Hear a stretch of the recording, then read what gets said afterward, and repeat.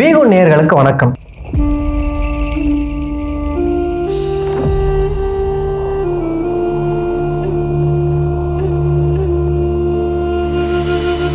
Viewers, இது வரைக்கும் நம்ம 4 மேட்ச் அனாலிசிஸ் கொடுத்துருக்கோம். 4 மேட்ச்ல நம்ம எந்த டீம் ஜெயிக்கும்னு சொன்னோமோ அந்த டீம் தான் ஜெயிச்சிருக்கு. இன்னைக்கு நம்ம பார்க்க போறது பஞ்சாப் vs ஜிடியோட மேட்ச் ரிவ்யூ. டாஸை பார்த்தோம்னா பஞ்சாப் தான் டாஸை வின் பண்ணாங்க. ஸ்ரேயஸ் ஐயர் டாஸை வின் பண்ணோடனே நாங்கள் சேசிங் தான் பண்ண போறோம்ட்டு கான்ஃபிடென்ட்டாக இருந்தார். ஏன்னா செகண்ட் இன்னிங்ஸில் டியூ வரும்ட்டு அவருக்கு நல்லாவே தெரியும். ஜிடியோட batters Shubman Gill, Glenn Phillips, Jos Buttler நல்லாவே பண்ணியிருந்தாங்க. ஆனால் அதுக்கு அடுத்து வந்த எல்லாருமே சொதப்பிட்டாங்க. பஞ்சாபோட பவுலர் சைடில் ஹர்ஷீப் சிங் ரொம்பவே எக்ஸ்பென்சிவாக இருந்தார். வைசாக் விஜயகுமார் 3 விக்கெட்ஸும் சஹல் 2 விக்கெட்ஸும் எடுத்து பஞ்சாப் டீமுக்கு பெனிஃபிட் சேர்த்தாங்க. ஜிடி 20 ஓவர்ஸ் கம்ப்ளீட் பண்ணும்போது 162 ரன்ஸ் அடிச்சிருந்தாங்க. பஞ்சாப்க்கு டார்கெட்டா 163 ரன்ஸை கொடுத்திருந்தாங்க. செகண்ட் இன்னிங்ஸ்ல பஞ்சாப் பேட்டிங் ஆடும்போது ஸ்டார்டிங்ல இருந்து அடிச்சு விளையாட ட்ரை பண்ணாங்க. பிரப்சிம்ரன் சிங் நல்லாவே விளையாடினாருங்க. அதுக்கப்புறமா கூப்பர் காலனி பெஸ்ட் பேட்டிங் பர்ஃபார்மன்ஸை கொடுத்திருந்தாரு. எல்லா பக்கமும் பால் அடிச்சு 6 தெறிக்க விட்டாருங்க. அவர் மட்டும் இல்லைன்னா அந்த மேட்சை பஞ்சாப் தோத்தே இருப்பாங்க.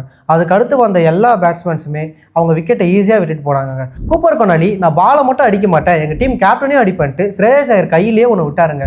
அந்த பாலில் ஸ்ரேயஸ் ஐயர் வழியில் துடிச்சு போயிட்டாரு. தரையிலேயே படுத்துட்டாரு. விட்டுருந்தா அழுதுகிட்டே இருப்பார் போல. ரபாடா ரொம்பவே எக்ஸ்பென்சிவாக அந்த மேட்ச்சில் இருந்தார். முகமது சிராஜுக்கு இந்த மேட்ச்சில் விக்கெட்டே கிடைக்கலங்க. மற்ற எல்லாருமே 1 விக்கெட்டும், பிரசித் கிருஷ்ணா மட்டும் 3 விக்கெட்டும் கைப்பற்றியிருந்தார். செகண்ட் இன்னிங்ஸில் லைட்டாக மழை தூர போட்டதுனால விக்கெட்டோட அம்சமே மாறி போச்சுங்க.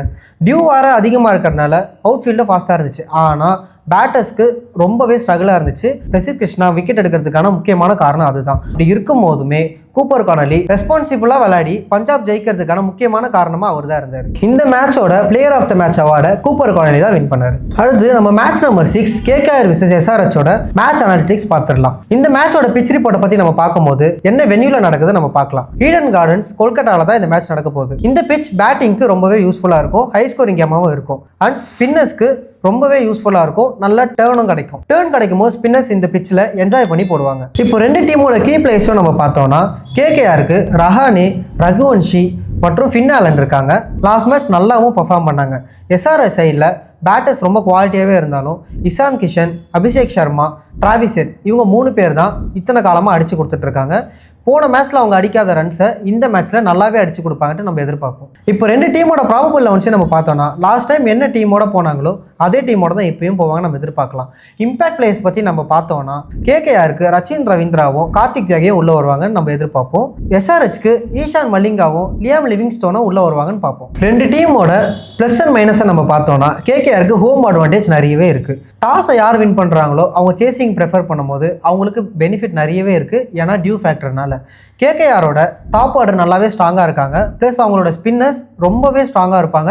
இந்த விக்கெட்டில் ஸ்பின்னர் நல்லாவே எடுக்கும்ன்றதுனால ஸ்பின்னர்ஸ் இந்த மேட்சை மாற்றுவாங்கன்னு எதிர்பார்க்கலாம். எஸ்ஆர்ஹெச்க்கு டாப் 3 பேட்டர்ஸ் மட்டும் இல்லாமல் மிடில் ஆர்டர் பேட்டிங்கும் நிறையவே ஸ்ட்ராங்காக இருக்கிறதுனால பேட்டிங் சைடில் அவங்க ஸ்டார்டிங்லேருந்தே அடிக்க ஆரம்பித்தாங்கன்னா எஸ்ஆர்ஹெச் ஒரு நல்ல ஸ்கோரை பில்ட் பண்ணி கொடுப்பாங்க இந்த டீமுக்காக. இப்போ 2 டீமோட மைனஸை பார்த்தோன்னா கேகேஆருக்கு ஸ்பின் மட்டும் எடுக்கலை அப்படின்னா அவங்களால பெர்ஃபார்ம் பண்ணவே முடியாதுங்க. ஏன்னா அவங்க ஸ்பின்னர்ஸை நம்பி தான் அவங்க போலிங் சைடே இருக்குது. எஸ்ஆர்ஹெச்க்கு போலிங் சைடு அவங்களுக்கு அவ்வளோ ஸ்ட்ராங் இல்லாத மாதிரி தான் தெரியுது லாஸ்ட் மேட்சை பார்க்கும்போது. இப்போ வின் ப்ரெடிக்டரை பற்றி நம்ம பார்த்தோம் அப்படின்னா கேகேஆருக்கு ஹோம் அட்வான்டேஜ் நிறையவே இருக்கிறதுனால கேகேஆர் தான் இந்த மேட்சை வின் பண்ணுவாங்கன்ட்டு நம்ம எதிர்பார்க்கலாம். ப்ளஸ் டாஸும் ஒரு கீ ஃபேக்டராகவே இருக்கும் இந்த கிரவுண்டில். ஹெட் டு ஹெட்டை பார்த்தோன்னா டோட்டலாக 2 டீமும் 30 மேட்ச் விளையாடிருக்காங்க. அதில் கேகேஆர் 20 மேட்சும் எஸ்ஆர்ஹெச் 10 மேட்சும் ஜெயிச்சிருக்காங்க. கேகேஆரும் எஸ்ஆர்ஹெச்சும் இன்னும் பாயிண்ட்ஸ் டேபிள் அக்கௌண்ட்டே ஓப்பன் பண்ணலங்க.